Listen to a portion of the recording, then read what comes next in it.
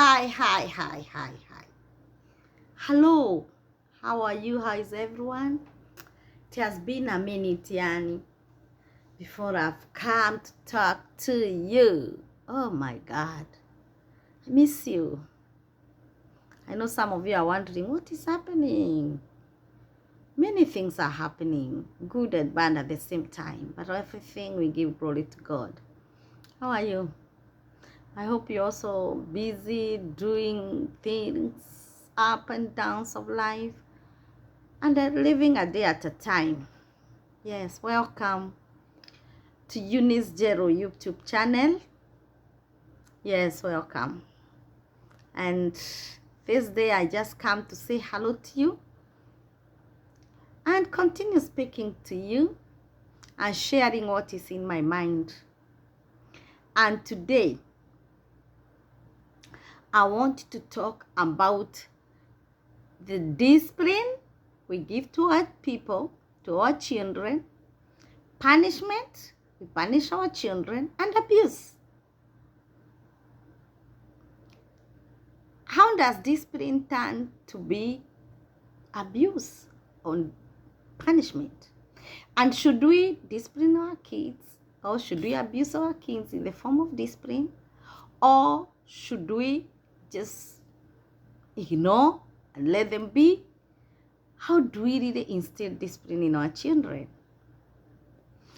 The reason why I'm speaking about this so much is because there's so much of child abuse going on, assault of the little ones. And the children have nobody to speak for them.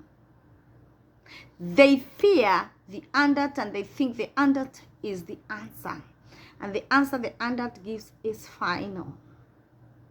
So they trust the caregiver, the adult, the person bringing them up, the parent, the uncle, the older brother. What about if that elder brother turns out to be the monster? What about if the father turns out to be the monster, or even the mother? Where can that child turn to? It is pathetic and traumatizing for them. And one thing you are supposed to know is that the things which happen to children, I know many of you believe that, children are innocent, and I believe they are innocent, or they will forget. It's unfortunate that they don't forget. You may think they forgot. Yes, because they are innocent, they trust so easily. But later in life, they'll still remember. That's why if today you are told to narrate your childhood, you won't. Same with them. So when you are disciplining them, if you are abusive, they'll still say that was not discipline, that was abuse. So point number one, I stand for discipline. We should discipline our children. But it is not necessarily that we should punish our children in the form of discipline. Discipline has not anything to do with punishment. Discipline has to do with how you direct your children to instill those values which you want them to have. Consider a child who is 1 year trying to walk, a toddler, trying to speak. The first ones they hear are the first ones they copy and imitate.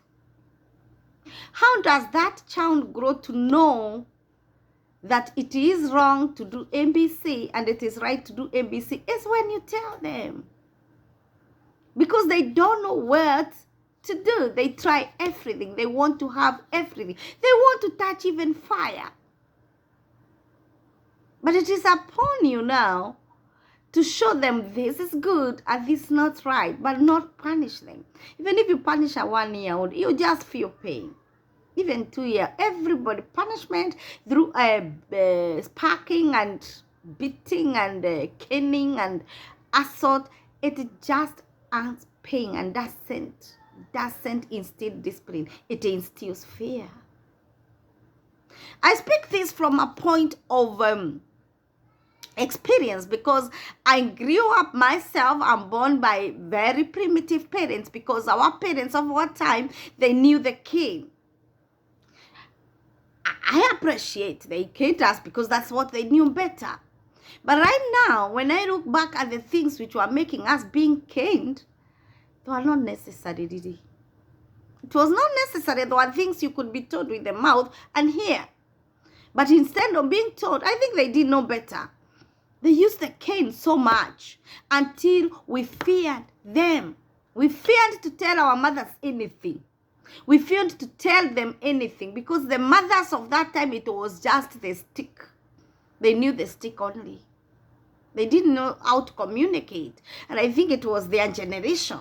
They didn't know better. But as we know better, because we've passed through that cane, we want to change the narrative.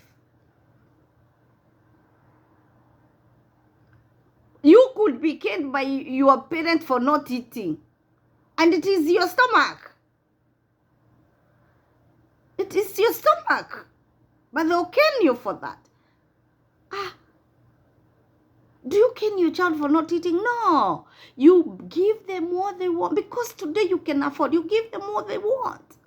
You try to make sure they see the value of what you're giving them, that this is healthy food. Your tummy needs it.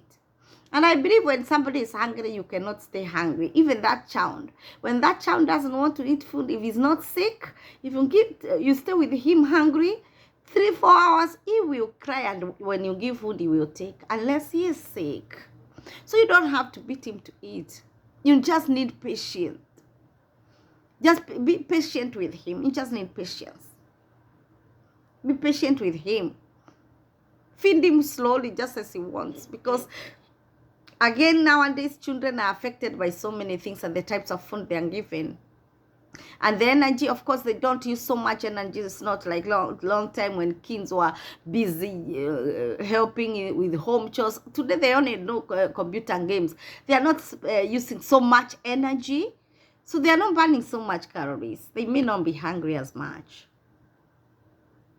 Now, let's come to discipline of maybe this child fights, this child curses.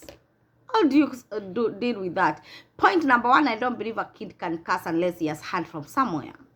So the first thing you do is you just need to check, where are these words coming from? Is it from school?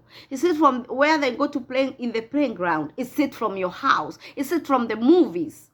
Then you change the environment. You change where they are getting them, and you delete those words from their mind. Put the correct words. Even you, do not curse your child. When I speak cursing, I speak using those derogative words, using those vulgar language. You don't have to use that vulgar language in front of your children. And they'll not know them.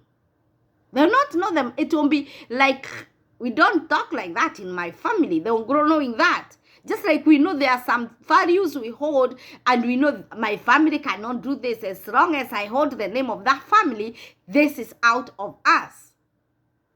The same way with your children. They will know that in my family we don't curse. In my family we don't say those words. And they'll not copy them. They'll not learn to mention them. Just delete them by ensuring that if it is from the movies, they are not watching those movies which have those words. If it is from neighbor or school, and you need to tell those teachers, if they are learning them from school, you're sure that your child don't go anywhere else apart from school. You need to tell the teachers that, check the language you're using with the kids. Because when they come home, they are speaking a language which is not spoken home, and we don't know where they are getting it from, and we suspect it's from the school. So check out for that. And just instill the correct ones, the right ones you want them to use. And there are the right values, like just respect, ordinary respect. Kids are good at that. And kids love those who love them. If you love them, let me tell you, they get attached to you. But if you are a rough parent, you'll take your children to school and they'll run away. They won't be very happy to be in school. Not because they like school, but because they don't like home. And especially those who go to boarding schools. There are those who miss opening day. Instead of feeling sad that they are going away from home, they'll be happy that they are going away from home. They've lost attachment with home because home is abusive environment. They choose the school. Create a proper environment for your child. Let the children feel that our parents love us more than anybody else. Let the children feel that whoever is taking care of them, the caregivers, love us. The teachers love us, especially teachers nowadays. There's so much of teachers abusing students to extent of death. This is bad. Do you imagine the parent of that child you are killing? It's sad. You don't have to assault until you kill somebody's child. In fact, you don't have to assault somebody to instill discipline. And maybe you don't discipline yourself. That's why you are assaulting another person. Because that's part of discipline again. And something else I want to say is that if a child comes from an abusive home, they become abusers too. So you must be very careful when you are abusing these kids in the name of discipline, because what you are instilling in them is that the only way to bring up a child is and discipline a child is through abuse. So they'll do the same to others. They'll be fighting out there even when they are playing with the others. They'll not be disciplined kids at all. They'll just be rough kids who are ready to attack. And you know why they are attacking? Because they want to defend themselves from monsters who don't defend them at home or in school or wherever they are taken care of. When a child knows that they can have a chance to attack, they will attack if they have been abused before. They grow to be very, very, very protective of themselves through abuse, through fights. It's sad. It's very sad. We need to discipline our children by directing them. And when we use something we call choices, making the right choices, it's a method which if you start from when the child is young, they learn that here we make the right choices and the wrong choices have consequences. And you lay the consequences down. Even that cane you're talking about, you just tell them you have to choose to make the right choice. If you don't make the right choice, you will not go out. When we are going out, you'll be left behind. You will not receive something ABC. Don't reward if they don't make the right choice. Don't reward the others. Let them know that is the discipline I'm giving you because you did not make the right choice. And they will learn that making the right choice has reward and making the wrong choice has consequences. And some consequences may be, I'm not going to play, I'm not going out, I'm not being bought something new, I'm not playing, I'm being put on in the bedroom alone and locked, not to go out with the others or not to watch the TV. All those are ways of making them make the right choice. And when I make the right choice, there's reward. And make sure you reward when they know I am rewarding you for this choice you've made. I'm putting you on punishment or on negative reinforcement, because you failed to make the right choice. That's why you're suffering this consequence. And the right choice was this. Let them know which was the right choice. The right choice was this. The right choice was to put the cup in the right order or the right place so that doesn't fall down and break. And because I told you to do that, but you chose to throw it away, that is why I'm telling you there is no more touching that cup or those cups for 2 days. And for 2 days, you use your plastic cup.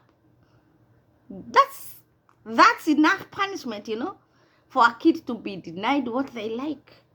And the next time they'll make the right choice. So let us stop abusing our children so that we don't bring up bitter children, bitter young adults, bitter teens, bitter adolescents who are ready to attack. And the reason why I'm saying this is because of what has happened lately in Texas. And as somebody attacked students in a school. And this was an 18-year-old high school boy. I don't know what could be wrong with him, but I tend to think he was mentally disturbed. Nobody can do that when you are not mentally. He was so young, 18, to even think of those so many evil things. But what made him to go to that far? He must have lived with a lot of bitterness, a lot of anger, and he was ready to avenge for himself. And I think, that's mine, I am not concluding, but I think mentally he felt that death is the only option. And how can I do it so that everybody can know I am angry? Is by shooting all these many people. It is not his fault. I don't blame him at all, because when somebody reaches to that extent, we didn't know that the mind is not at an equilibrium. That's a disturbed mind. But what was the cause of that disturbed mind? Mostly it is from either home or school. Maybe because America, we are very busy, we take our children to daycare at an early age. Maybe this child lost attachment from parents, attachment from daycare, attachment from school, attachment from everything surrounding him. He was left with the only option is computer games, TV, and gun. Gun to practice. And with all this anger, and nobody to share with. And remember, when they are teens, they have a loss of identity. They don't know themselves. They are trying to find themselves. Have they grown? Have they not grown? Self-esteem goes low, especially if he's bullied and abused. All these many things, they all crowd his thinking, and he cannot think properly. Somebody might end up if not well directed. Most of the teens are not okay, if not well directed. So those youth who lack self-realization and they lack they don't know themselves, they end up committing suicide. And sometimes they go to extreme of being shooters and active shooters, because the guns are there at home. Or they can even, I don't know.